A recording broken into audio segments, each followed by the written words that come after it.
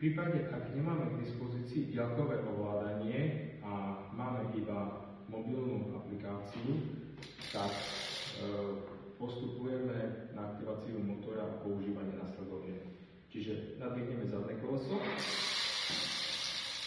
pretočíme, diódka musí svietiť, blikať, pardon.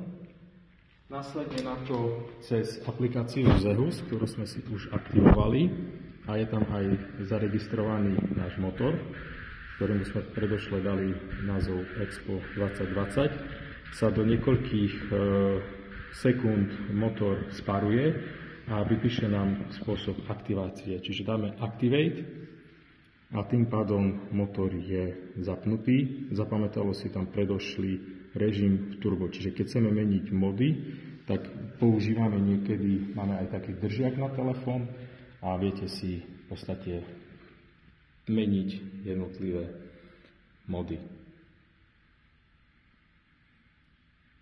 Zároveň, keď parkujete, viete daný bicykel aj elektronickým zámkom zamknúť, čiže pretočíte, bicykel je zatvorený a teraz, keď ho chcem s ním hýbať, tak v podstate cítiť na celom bicykli odpor, že nevie nikto z ním odísť.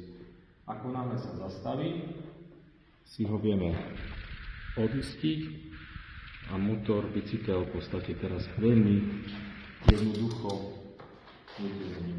Iba je pripravený na jazdu, aj zároveň aj ukazuje už stav rýchlosti, lebo je to spárované. OK.